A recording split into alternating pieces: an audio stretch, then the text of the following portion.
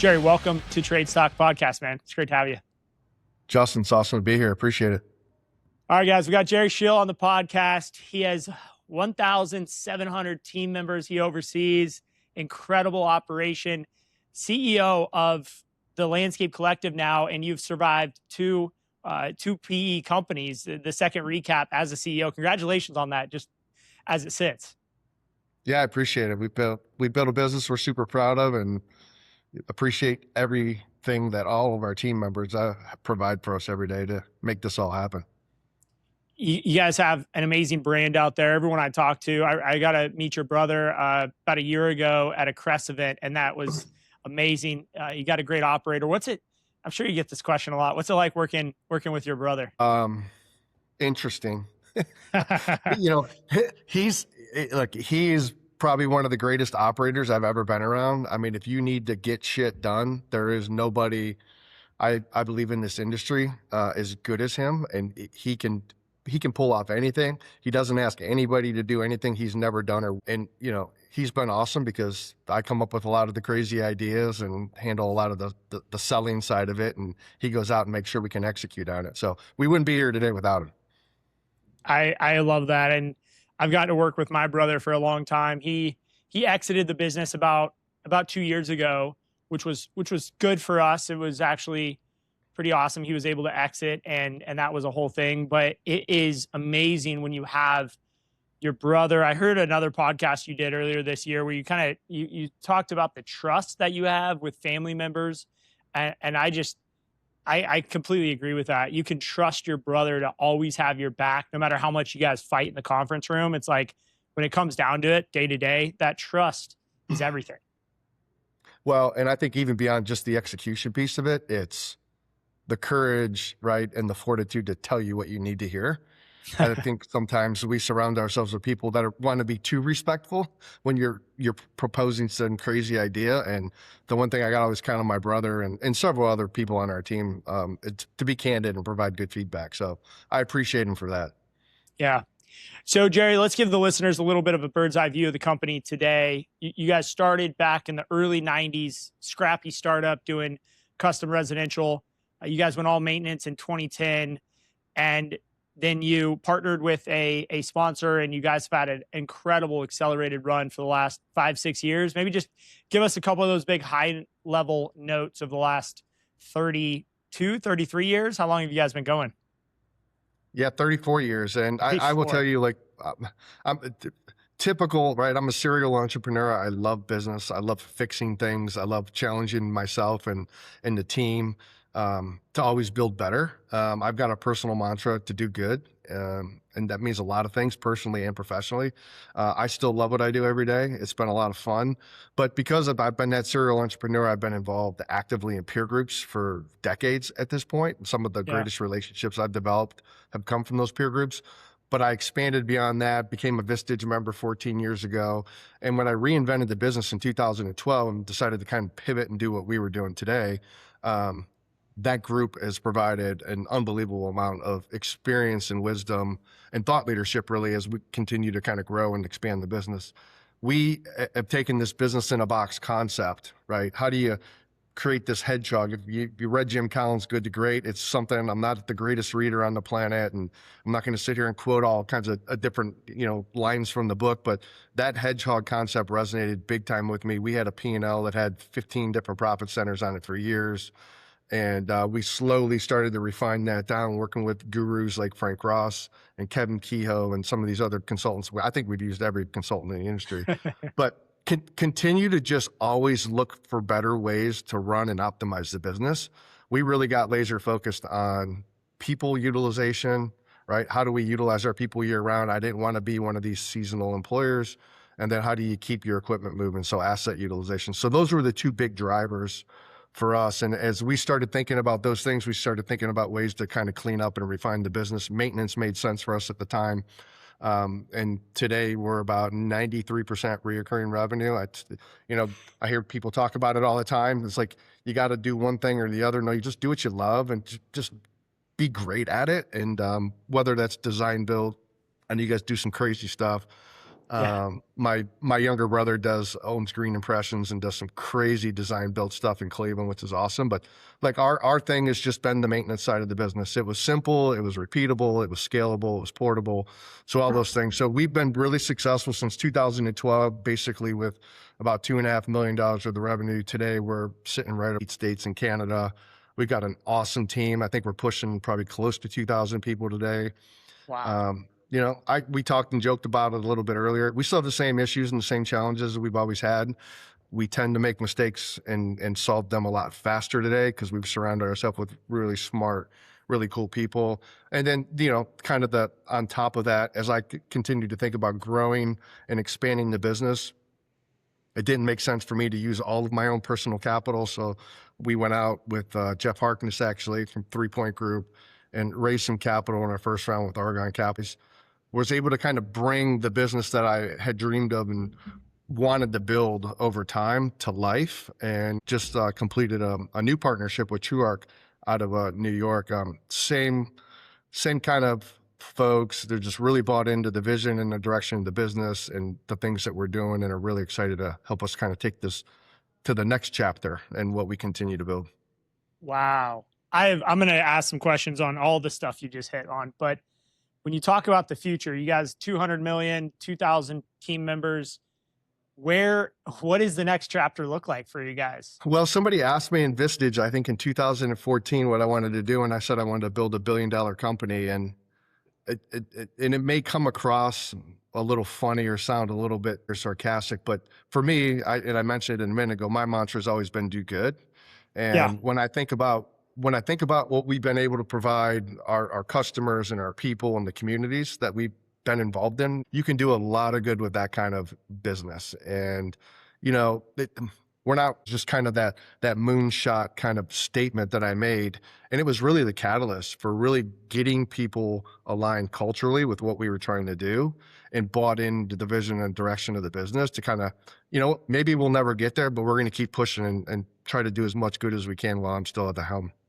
Yeah. No, I love that vision. I share that vision with you. I was at a dinner in Texas with a couple guys, and I was telling them about my vision of 30 million by 2030, and this is 2023. And they challenged me. They're like, 30 million, dude, you're going to be there like in a year or two, and we're coming up on that. And I kind of went back to the drawing board and said, why not $1 billion? Why not $1 billion? And so that's been a number we've kind of put up there. Same to you. It feels weird saying it out loud, but it is a number that seems so big, so unattainable. It's just, how close can we get? It's a moonshot. And you guys are doing the work, as you crest and approach and go over 200 million. I mean, it's headed there. So how does it feel going from just in the last 5-6 years, a single type of a company, right? You, your brother, CEO, you're running it, your own capital, now on your second sponsor and partner, financial partner. What's the feel of a day-to-day like as a CEO when you wake up? Is it like dramatically different? You're like, man, I'm a $200 million CEO, or is it, hey, it's just another day to go out and do good? It's a good question. And probably one of the areas I've struggled the most with as we've continued to grow and expand. I've always been an operator. I'm a founder. Yeah. I'm an operationally minded CEO. I'm not this financial guy that sits in a room punching out spreadsheets and just analyzing data. I like to be where the action is. I like fixing and solving problems. And I think that kind of that entrepreneurial, that scrappy mindset that not just myself, but all the affiliates that we've partnered with, all these folks that I've met in peer groups that become part of the collective, we've all continued to align culturally on the things that matter the most, and that's people. And so we wake up every single day just trying to do better for the organization. Like there's this constant improvement mindset across the entire organization. And I'll tell you, again, we were joking earlier, we've got the same problems that we had 34 years ago, just 37 times over. And, there's always challenges, whether it's people, process, profits, customers, issues popping up, software these days. You just have to wake up every day understanding and realizing why you're doing it. And for me, it's to do good and build a better, longer, more sustainable business for the future leaders of the organization. And that's really what motivates me. I think you have to be self-aware enough to understand that things are going to happen. and you have to have the emotional fortitude and build a team around you that can help you kind of get through some of these challenges and issues that we face on a day-to-day basis, whether it's weather, all the new ideas that are happening. The rate of change today is just incredible. So the constant bombardment of everything that happens, it's an area that I continue to try to get better at. I wouldn't say I suck at it, but I'm not great at it still. But surrounding myself with people like you and a lot of my other peers that I associate with, trying to level up my game every single day, the weaknesses, and go find the help and support. Man, well, there's a lesson right there in vulnerability and humility. It's amazing what you've built, and it's amazing that you still have that self humility of I need to keep growing. Can I want to talk a little bit about not the challenges of labor and technology and, did it snow enough or not snow enough, but I want to talk about the challenges you face with your people, and not so much the people in the field operationally, but really from a leadership team perspective, that regional level and above. You're working with some amazing talent. I've met some of your team. You guys have maybe some of the best people in the industry. You've brought people out from outside into the industry. And from my experience, those team members are incredible, but they can sometimes be very difficult to work with directly or as a team. What are some of the biggest challenges you've ran into over the last 3 or 4 years with high level talent at that, VP level? Yeah, and I would even say it's, I would say like starting at the branch manager. I mean, we live and die by the success of our branches.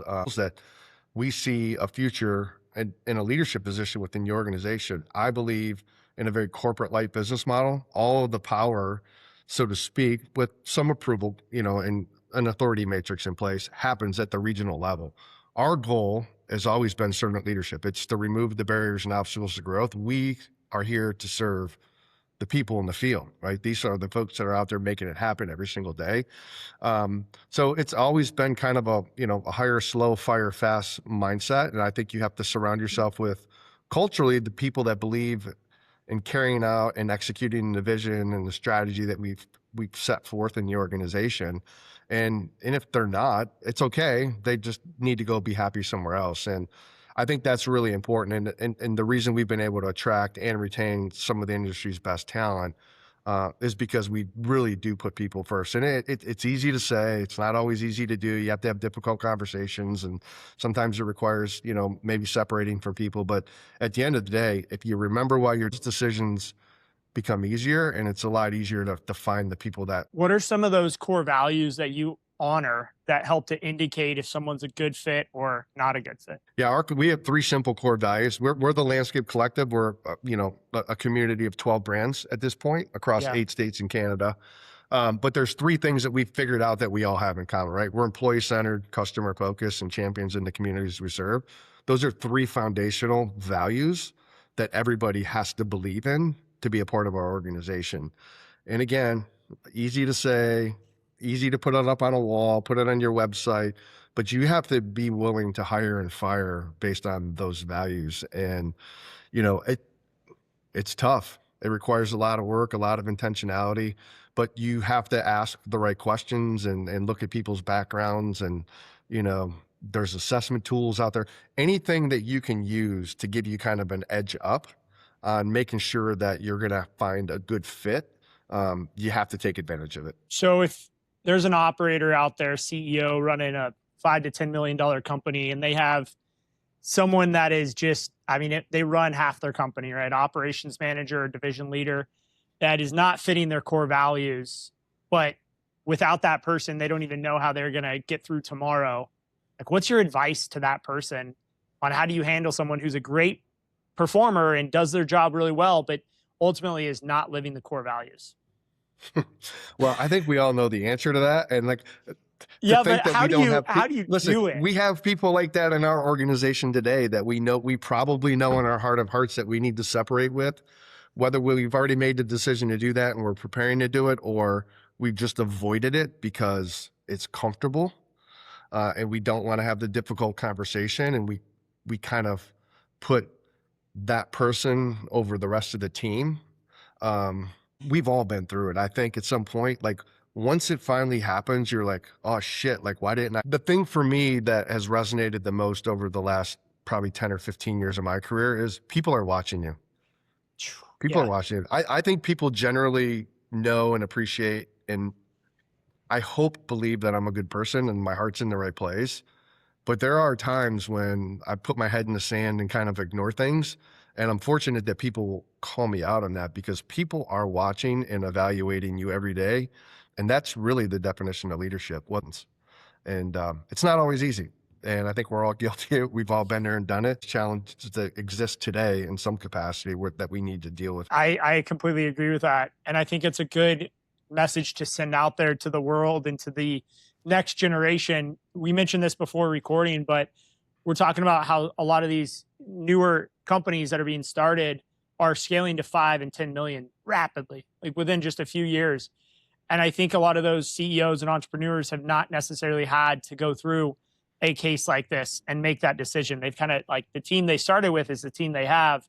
Now they're faced with this decision, which ultimately is going to develop them as a leader, but they don't know what's on the other side of that. And maybe could you unpack a little bit more? Maybe there's a situation or just overall this idea of getting through, letting someone go ultimately, right? Which is the right decision that I think we both agree on. On the other side of that massive barrier, like what have you found from a positive impact to the culture, to the company after making one of those decisions? Yeah, I think probably the best example I've had in my career is think of this business journey as a set of stairs. You're going to scratch and claw and climb your way to the top. You're going to hit these plateaus, right? And then you're going to sprint and you're going to run and tread of that stair. And then you got to scratch and climb and claw. It's okay to be in these situations. It's okay to be feeling the things that you're feeling and dealing with the things that you're dealing with. That's just part of growth. And you're going to learn most likely more from kind of the negative experience, right? Or the lesson, than you would when things are going perfect. When you're in full stride and sprinting, you take advantage of those times, but it's at some point you're going to have to deal with these things. And again, it is what it is. It's just the natural part of being an entrepreneur, and not everybody is going to be a part of your organization forever. It's really silly to think that that's the case.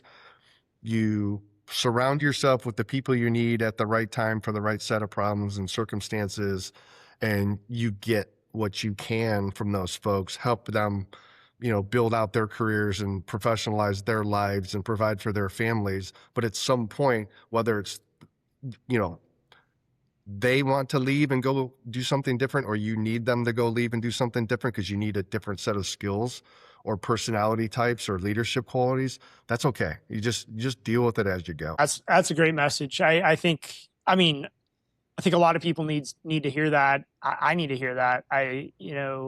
You get into situations where you feel like your back's against the wall and you're just like, what am I doing? I'm not cut out for this. This is a terrible idea to become an entrepreneur. And you want to kind of like crawl back into the hole and just say, screw this. I'm going to just fire everybody and, start over.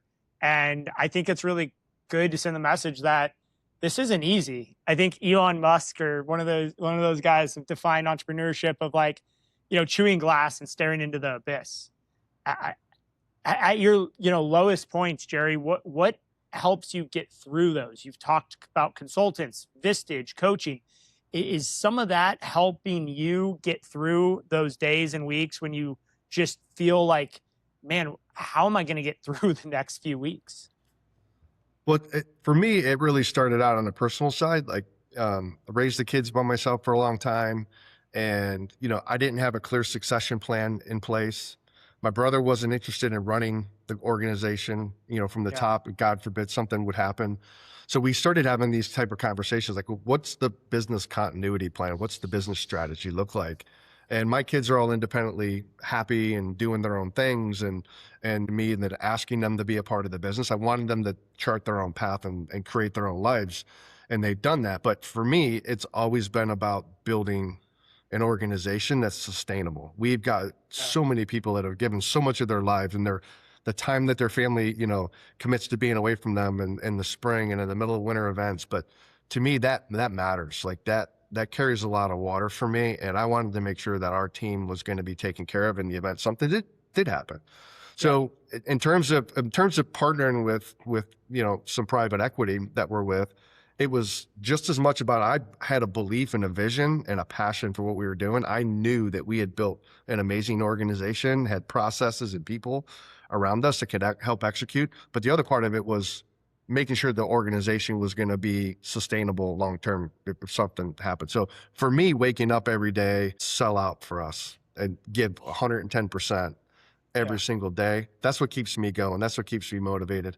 And I don't think there's really anything uniquely different about someone like myself or somebody running $1 million business other than really the number of headshots or body shots you can take every day.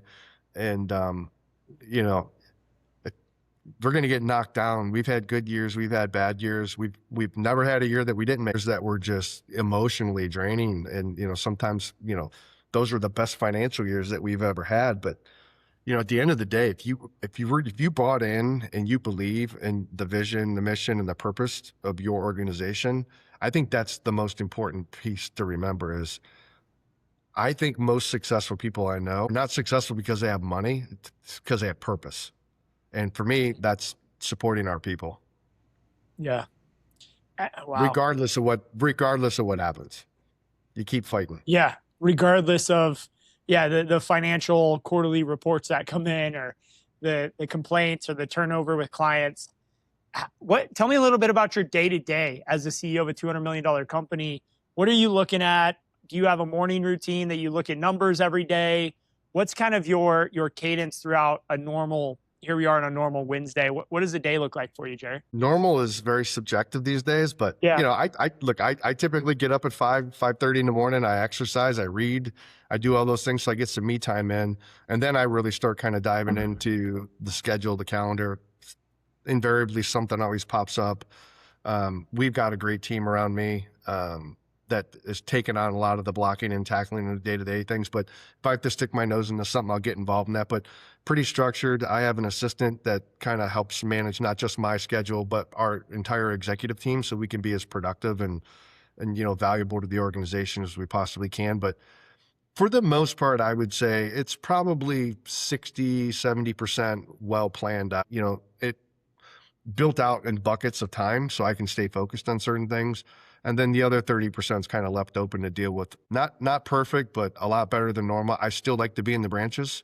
So Yeah. I'm down in our Columbus. I'm down at sitting in the Cohatch today at our Columbus region, helping these guys to interview some folks, bringing new people into the team and into the fold, the mix, making sure that they're going to align culturally. Me being a founder and an operator, I think makes our platform uniquely different in the sense that I understand I've been there, done it. We've kind of participated in everything that you could possibly have, an excuse for in our industry. And we still keep going out and trying to figure out better ways to get things done, to be more efficient, more productive, and create more opportunities.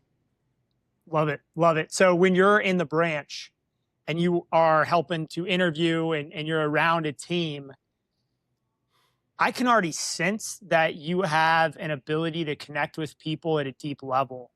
What are some of the things that you do to not make it feel like the CEO, quote unquote, the CEO is at the branch and everything's got to be cleaned up and everything's got to be in order? I think that can be detrimental to a CEO's influence and impact. So how do you make sure that you kind of break down those walls when you're coming into a branch? Yeah, trust. Everybody on our team is relatable. I mean, we're blue jeans guys. We're out running around. Like, we truly want to help improve your life, not just your work life, but your personal life. So we're coming in there and looking at things. For me, the devil's in the details. I can walk in the front door of one of our branches, and if it's a mess and things are unorganized, and you can kind of get a sense of how the numbers may look and what their turnover rates are going to look like, or even their customer retention. If we can't take care of our own house, it becomes difficult to expect that they're going to take care of other people's homes. So, and then manage by walking around. Grab somebody, go walk around, show them and explain to them the way you're looking at things and why you're looking at things the way that you're looking at them.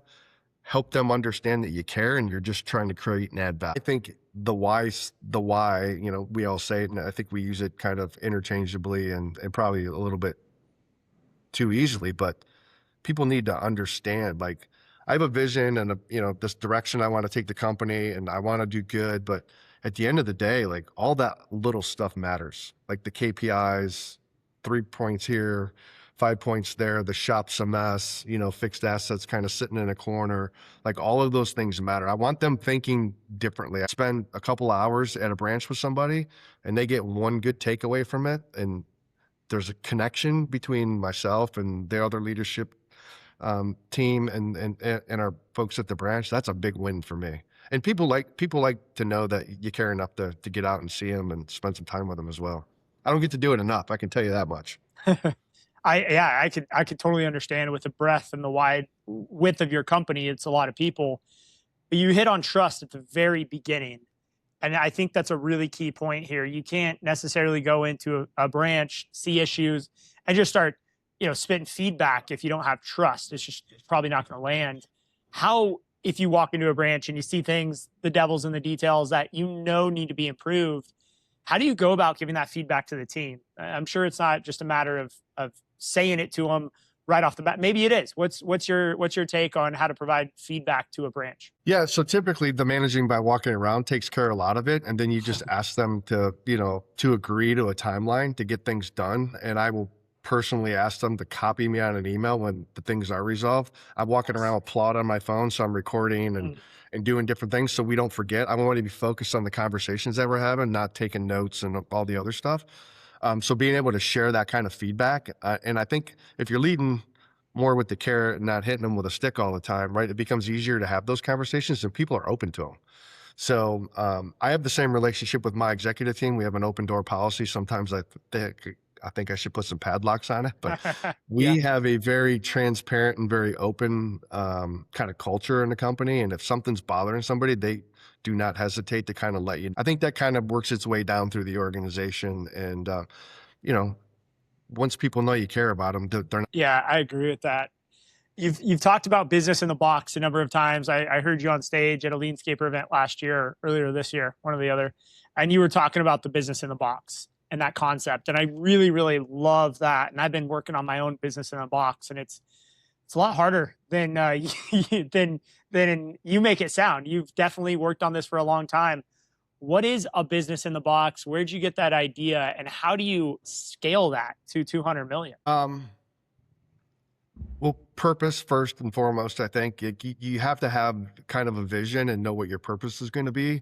And then you just start building all the parts one at a time. Like, I mean, look, we laugh all the time. Like we're a 34-year overnight success, right? Like Yeah. we've gone through every challenge that you can possibly imagine. We faced them all head on. And, at the end of the day, you have to get laser focused and stay very disciplined on what you can be great at. And that was the one thing that I loved about the Jim Collins books out there on the shelf. But it's the one book that I consider like a toolbox for everything that I was just trying to accomplish. Like, what's the one thing we can do and be great at? That's our hedgehog, right? For us, Yeah. that was maintenance. We had proven it out. And it's like, okay, now what do we need to build around us, right? What do we need to backfoot with to make sure that becomes a reality? That's kind of the flywheel. But just being focused, staying disciplined, saying no to shiny objects, which is really hard for me, which is why my brother's been a great partner and a great operator. Like he wasn't afraid to kind of say like, hey, that doesn't fit in the box. So, and over time you start getting that flywheel moving, you get momentum. You look back and you go, oh, well, staying focused and staying disciplined or at the time just cutting grass because we were installing pools and doing all the crazy stuff. It's like actually just simplifying things is actually really elegant. And it's a great way it allowed us to standardize the type of people we hired, the culture that we wanted, the type of equipment we needed, all of those things, the systems, the technology, how do you focus on people and asset utilization? So all of that stuff just kind of got amalgamated together and put into that box. And it's the same concept we execute today at every location. Now there's nuance and you have to adjust for some of that stuff. Some of our branches have a little more. At the end of the day, our core business model has not really changed a lot. It has evolved as technology and other things come into the play, but we just continue to stay super focused on what we're doing. Yeah. So that I think that's a really, again, easy thing to say, hard thing to do is staying focused on one thing. And how much of that plays into when you are acquiring, looking to partner with a new company out there in a new market you guys aren't currently in? Are you really looking at a business that fits into what your service mix already is? Or are you looking for people that you then can kind of take them into the direction? How much of that plays into your partnership profile? We're a maintenance driven organization. Truthfully, we're not going to add a lot of value to a construction business because we don't understand it. We don't do it. We don't have the resources or the capabilities to add. It would be a miserable fit for the seller. So we shy away from that. Business mix matters, and obviously the performance. So somebody that's definitely tilted and skewed towards a maintenance driven organization, because culturally they're going to get seamlessly than somebody that's, used to, sticking plants and pools in the ground. Yeah. The next piece is the people. I mean, we talked a little bit about culture, but these folks, understand what we're doing. It becomes easier to train and help them level up their game. We can add. So the business mix doesn't matter quite a bit. Yeah, the people. And how so when we talk about people, and I know that you are a big fan of incentive programs for your team and making sure people are incentivized. What are some of the key drivers of incentivization that you really focus on for your branches and your crew leaders? What are they incentivized on? What's their focus? Yeah, so we believe in gamification a lot. We're constantly a contest. Maybe a branch is a little sluggish on sales one month, so we're putting a bunch of incentives out there. We got recruiting issues or staffing challenges. So we try to make things fun as possible, even when things aren't that fun. But at the end of the day, I'd listened to a speaker, his name was Hunter Lott years ago, and it was always about, it's a lot easier to reward people for the behaviors that you want, right? Than to sit Yeah. them down and kind of degrade, tell them everything that they did wrong. So we kind of took that approach. I don't know, it's probably 10 or 12 years ago. Our account managers, our operations managers, our branch managers, they all have incentive-based pay programs. So they know today what they can make at the end of the year if they just go out and achieve the goals that were set out in front of them. And they have the ability and can pull the levers that are required to make that happen. So you basically eat what you kill. And it's a great way. Some people will kind of, self out, if you will. Yep. Like they can see that maybe they're not qualified or fit to do it. We've made mistakes in promoting people in the roles that they weren't going to be successful, and we're able to kind of bring them back and show them standpoint, and from a performance standpoint, that they're better off in a role that's more suited for them than something that they just want, so to speak. So we believe in just giving back. I mean, again, part of our do good philosophy is if you have superstars, you want them to get paid like superstars, and incentive-based pay is a great way to reward those type of folks and watch them kind of level up people that are even underneath them, because everyone's trying to catch them. So it's just always been, we've been athletes our whole life too. Most of our organization is pretty athletic. So we're always big on setting goals, and we're big on metrics and KPIs, and that stuff's all very visible on TVs and the branches every day. So everybody knows the score. And that's the thing. If you're going to do that, you have to know the score. People need to know. Yeah, that's a great point you make there at the end, is if you have incentivization programs and people don't know if they won or lost until, 30 days after the quarter or the period, then it's not doing anything for anybody, in my opinion. Yeah, we're using tools like we're one of the first users on Aspire. We're utilizing the dashboards. Our teams know in real time every single day if they're winning. Like an account manager has an enhancement goal and a number of quality audits that they need to perform on a daily basis, and you can tell if somebody's winning or losing in real time. And it also allows us to direct the conversations where we need to have them. Like some people are just killing it, and then there's others that, for whatever the reason may be, need help. Whether it's just a good stiff conversation, or they're genuinely struggling with something, or there's some, geopolitical or economic headwind that's impacting what's going on, right? Like supply chain issues or staffing, whatever. But it allows you to ask better questions and get deeper in the organization and support people where they need it. Totally agree. Yeah, and I'm sure over the last 10 years, you guys have made some mistakes on that program. What's something that you made a big mistake on when it came to the bonus program? So the incentive programs didn't work all the way down through the frontline workforce. It actually became a disincentive. So when Okay. you think about all the challenges that you have, like on the front lines with, no call, no shows and staffing and hitting efficiency numbers and those type of things, Yeah. although they were all measurable and we could track them, when things didn't go well, like there was too many call offs or too many no shows and it impacted a crew and they were automatically eliminated from a certain portion of the incentive based pay, which was getting paid monthly. Um, Mm. it became a disincentive. So we had to kind of uncouple that and pull it back. People think differently in the organization. If you think about your frontline workers, they're making rent and car payments and some of those things. We're trying to level them up and lift them through the organization and pay them more money and create financial stability and awareness for those folks. But the reality is they need resources today, or managers. I want them thinking farther into the future, whether it's an operations manager, whether it's not just today's schedule, but next month's schedule. And an account manager, I want you thinking about retention a year from now. And a branch manager, what's retention look like in 3 years? And what are the goals that we need to hit? So you're incentivizing people at paying those rewards at different times because you need different results and outcomes from those folks. So one size does not fit all. So I don't recommend you just go out and start incentivizing. And the other thing is, a good incentive plan, Mike Rory taught me this years ago, was it needs to pay for itself.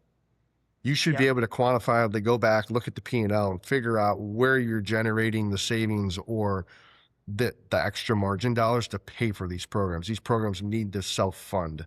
Otherwise, you're just giving profits away. So that's the tricky part. There's a lot of companies out there that can help set these things up. You don't need to struggle with it and try to figure it out on your own or try and fail too many times. Like there's a lot of resources.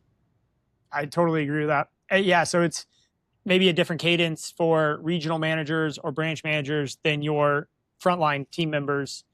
And not just a different cadence, but a different measuring stick of what is success in their role and their position. And I think the hard part, right, for most companies is what you said, which is the rollout, the creation and strategy of this. And do you have any recommendations or anyone you've worked with that you feel has really helped you set these enhancement or these incentive programs up? Yeah, there's a host of consultants that we work with that contributed in certain ways. You got Yeah. Ken and Ben from Advisor and Frank Ross and Kevin Kehoe was our sales coach at the time before Spire even existed. And Jack Mattingly, there's tons of them that we've worked with, pretty much everyone in the industry. But you have to be thoughtful about how you communicate it and roll it out. You have to ask for grace, and I think you need to build a case study. You need to take a portion. If you've got 4 divisions, take one of them and ask them for permission to kind of try to test it, right? Reward them, give them some sort of incentive to go through it.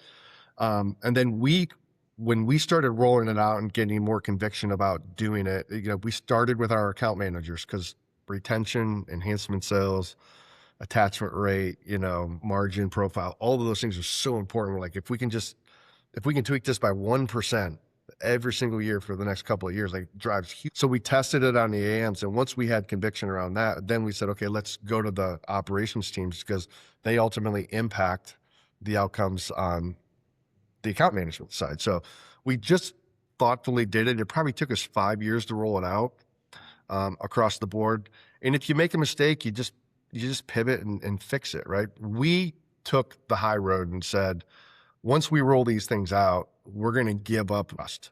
Yeah. So the employees benefited from going to these type of programs early on. And then as we brought new people into the fold, they went into our standard incentive-based pay programs. That's a great way to do it. Knowing that maybe the first program that you roll out might be a little rich, and that's okay because you need that buy-in. You need that. So interesting thing I'm picking up on here when I'm thinking of our business at 24 million with 3 different divisions, basically all around the same revenue point: maintenance, commercial construction, residential construction. 3 completely different incentivization programs, different, you have to bonus people differently, not just from an account manager to a project manager, but crew leader to crew leader. And so having that focus of maintenance, I'm sure, has been able to help you guys iterate and change faster because if you get the account manager piece right, then like the whole business kind of works. Is that really helped you guys as you've scaled over the last 6-7 years, 10x from 20 to 200, enabled you to scale faster and scale smarter? Yeah, the more you can standardize the business, right? Yeah, The easier it is to scale it. And, and the faster you can scale it, the more portable it becomes so you can move it around. And you, again, we just weren't good. There are some amazing lifestyle companies out there, folks that run awesome businesses that do 3 million, that do 10 million, that do 30 million, right? They built a business model based on doing all of these different things. That's great. If that works for you, keep doing that.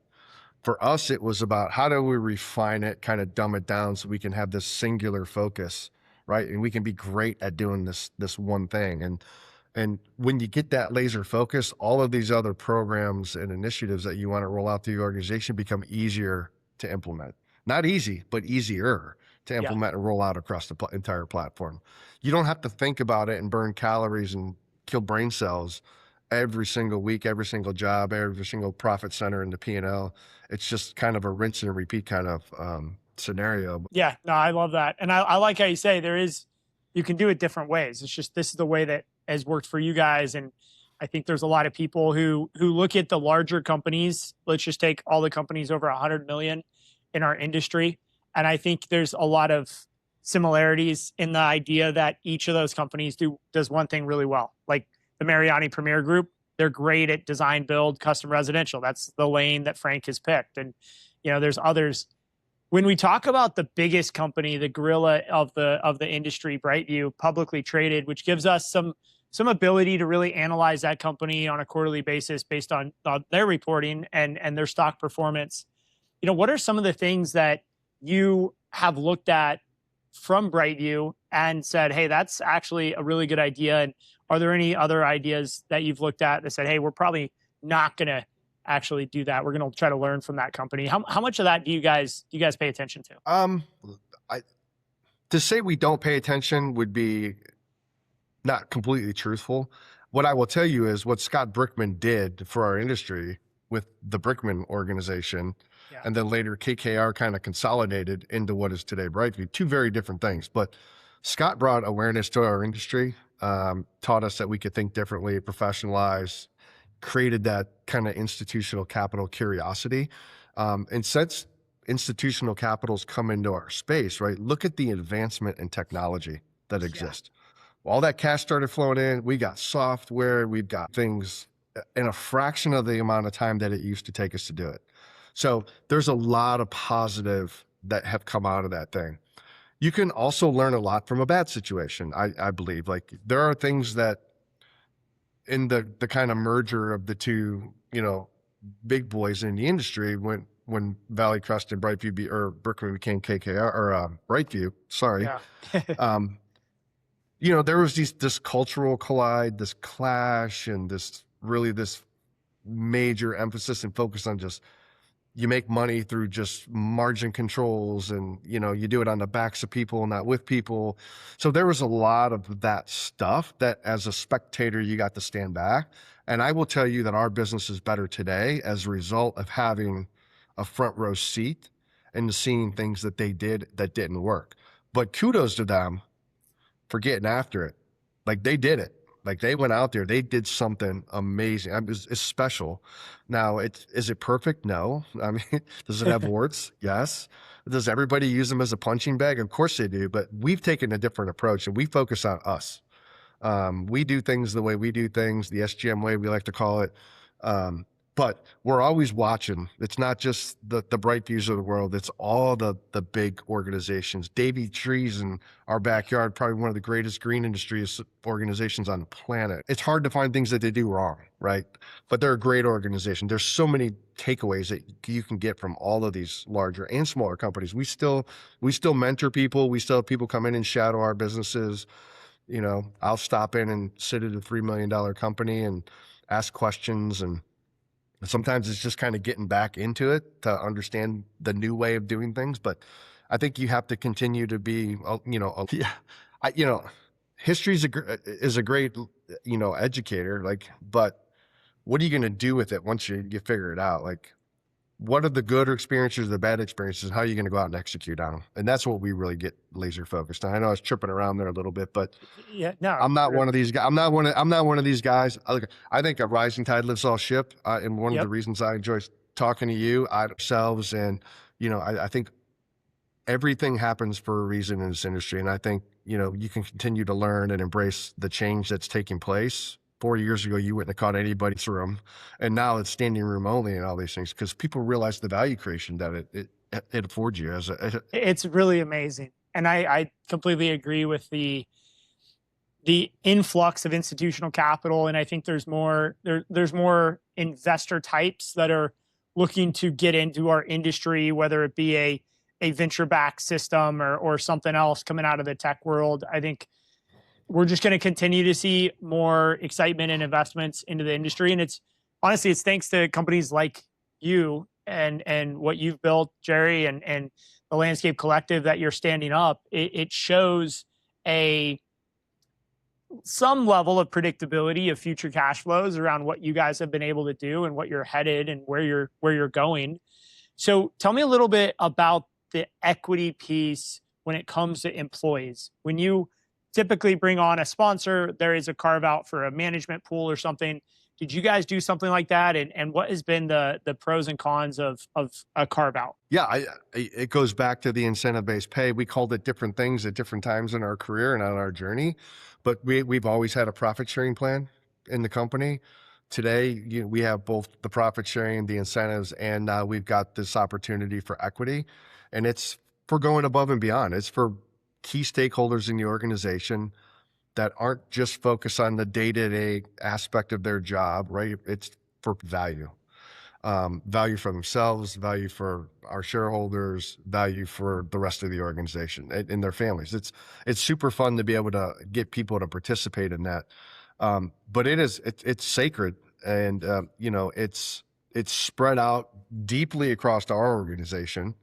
And we've done a really good job of sharing it and kind of really, you can't will people to get better and want to up their game. We can coach, train, and develop and help you understand and kind of get bought into the vision and the direction of the organization. But at the end of the day, you got to want to do it. And, what we're building, we're extremely proud of. It is not easy. It's a grind every day. You think of what's like running one location, run 36 locations, same challenges, same issues, people, process, profits. You have all of those things. It is reserved for people that can see through all that really and get laser focused on the purpose and the vision of the organization. So for me, it's the most fun part. We had a successful outcome here in December. We talked a little bit about it earlier. We were able to share this with several people. And the cool part is too, we've done 21 acquisitions, and every one of our affiliates, our partners, the people that have locked arms with us, they held a large portion of the equity, the overall equity in the organization, and they've all done amazing things for their people along the way. Transaction, there's been. I think it's an area that not a lot of people talk about because of the NDA aspects of a private equity deal and doing a recap and bringing in a new sponsor. A lot of people just kind of graze over it because they're afraid to say something. But I think it's really important to highlight what you just said, which is all the companies that have partnered with you over the years. In December of 2025, you guys had that opportunity to really create a lot of generational wealth for dozens of people, I assume, within the organization. What was that like the day after that close and when the wires went out? What was like the vibe around the office and around the team? Anticlimactic. we were exhausted. we were exhausted. Yeah. We're still running the base business, and a lot of that stuff is very confidential and top secret, so to speak, when it's happening.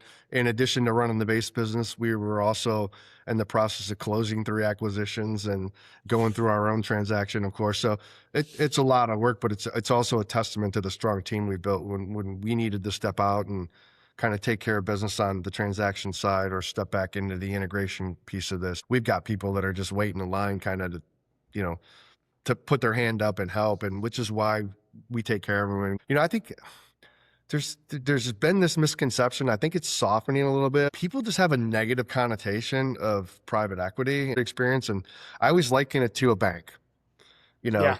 You're starting out, you're growing your business. You don't own your trucks, you don't own your building. The bank owns everything, Yeah, right? Like you're leveraged. And what we're doing is no different.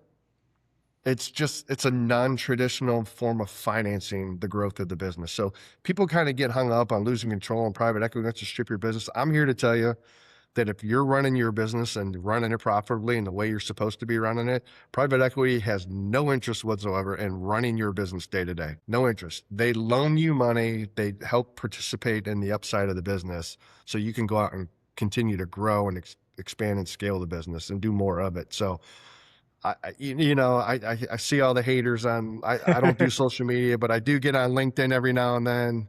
If I got something to say, I'll private message somebody, but, I, you know, seek first to understand.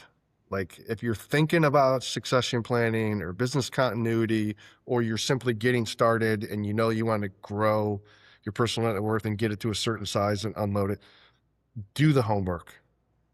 Go talk to people. Again, private equity only meddles in your business when things aren't going well. So you heard it from me first. So yeah, just keep doing what you're doing, keep your head down, stay humble, hungry, and smart, and keep grinding. And you don't have to. I love it. I'm really glad you said something, and I'll be honest. I've been an advocate of the small guy, the family owned operators out on LinkedIn because I am one, and it's fun to kind of like trade blows from time to time. But I've got nothing but respect for not just the private equity guys and the value they bring to the industry, but also the operators who have partnered, such as yourself. And I love studying to see what you and others are doing when you partner with private equity, because it forces the playbook to get really, really sharp and really focused on how do we not just grow a company, but how do we actually generate a return on this investment, which family businesses, we never really have to do that. We just, as long as there's cash flow and the bills are paid and there's enough money in the bank, you're running a good business. But when you have to start to look at return on invested capital and how are you going to return this investment back to shareholders, it forces you to think like a true CEO. And I really respect you and others who have done that and done it for the right reasons as well. I think that's important. Yeah, there's no shortage of really smart, talented guys. Brian Helgo and Tim Portland, like these guys built Oh, amazing yeah. companies. Teddy's and Brian Dumont, like great companies. We all have the same challenges, the same set of issues that we've always had, right? But you figure out ways to lead through it because people are our most important asset. And you have to, it's not enough to just talk about creating opportunities. These are people that are actually going out and doing it. They're putting their money where their mouth is. And yeah, they may take some body shots and some head blows every now and then about certain things. But I can tell you personally, knowing a lot of these folks, I mean, their heart is in it for all the right reasons. And I still say the best part about this industry is everybody's willingness to share anything and everything when asked. I don't care what CEO you call in this country. I've never had a situation where I've called somebody and somebody wasn't willing to help or be completely transparent, open book. I've Yeah. never. And even today, we're in the same boat. We practice that belief. I had mentors like Jeff Tovar and Mike Rory and several others kind of as we were coming up in the business that always said yes and were willing to help. And what you'll find, and you don't hear about on all the social media stuff, is there's way more good people out there and great organizations than people want to give credit for. So don't hesitate to reach out and ask questions. That's a great offer. And yes, you've shared so much with me at conferences and dinners, and Tim Portland in a dinner in New York. I must have talked to him for 3 hours between dinner and cocktails, and he laid out his entire acquisition and onboarding plan to me, like the first 2 years, month by month, exactly what he does. And I was just like, dude, this is incredible knowledge, and I think it's unique to our industry. I don't see the same. I've got some friends in the tech industry and in others, even home service. There's a little bit of this, but everybody's got kind of like this thing they want to sell you in a course. And that seems to be a little more gimmicky. I think the landscape industry is just a little more down to earth, no pun intended. Jerry, you've mentioned Mike Rory a number of times on this podcast and others. What's one of the biggest takeaways you've taken from your mentorship from Mike Rory? I think a lot of it came down to that focus. If you think about the hedgehog concept, Mike built an amazing business down in Cincinnati. He was super focused on being a commercial maintenance guy. He was also a disciple of Frank Ross. So a lot of folks, we all kind of traveled in the same caravan, so to speak. So there was a lot of fundamentals that were similar in the businesses, not just business principles and the way the businesses run, but even from a values perspective. So I think being able to have these conversations and connect on a deeper level, even on a personal level at times, just creating a tremendous amount of value and inspiration. When you think, you go down and see, I think at the time Mike was doing 20 million bucks or whatever. They were like icons, and couldn't have been more gracious with his time and sharing spreadsheets and the way they estimated. And they just really gave back to the industry and really appreciated, I think, what the industry gave them, because they all had their own mentors, along the way as well. So it's just been really fun, very rewarding, and very humbling at the same time. And it's kind of fun to see the changing in the guard. I had full on hair like you had that one had a mullet. It takes something out of you, but we've gotten sometimes think we deserve. So it's been an awesome journey. Couldn't agree more on that. So start to wrap this up. You've mentioned your superpower is being a bit disruptive or being a disruptor. Tell me a little bit about that. What do you like to disrupt, and what does that mean to you? I love this.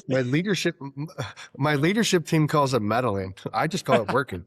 So, same. I've always run scared my entire life, whether it was in high school playing sports or in college playing sports. Like, there's always somebody coming. There's somebody putting in the work. Somebody's, doing what they need to do. Somebody wants what you have. And I would say that it's probably one of the biggest reasons that we've enjoyed some of the longevity that we've had in the industry, my brother and I, is because we've never really taken ourselves seriously, and we always knew somebody was coming. There's the next Jerry and Jim. His name's Justin, and there's this whole thing. So we've always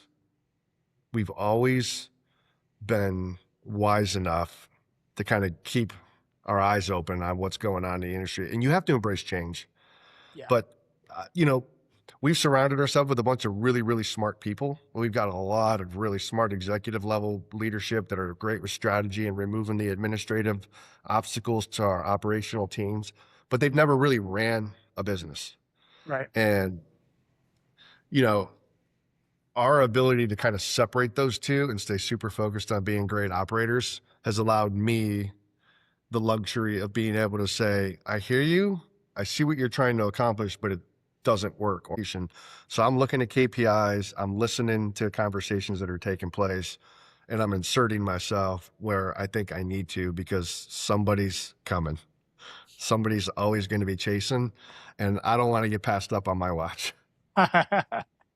Well, you've got a bullseye on your back because of the amazing work you've done. So congratulations on that. Thanks for sharing so much with us, Jerry. You're always an open book, and it's just been a pleasure to have you on the Trade Stock Podcast today. Yeah, it's awesome. I enjoyed spending some time with you. Look forward to seeing you probably in a couple of weeks, right? There's a tech conference and all these other NALP events, and the Aspire events are coming up. So it's time to get back on the road. Thanks for tuning in to Trades Talk, where the next generation of disruptors comes to raise the bar.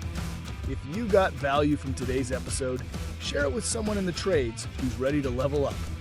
For more tools, insights, and community, follow host Justin White and join the movement at jwhitegroup.com.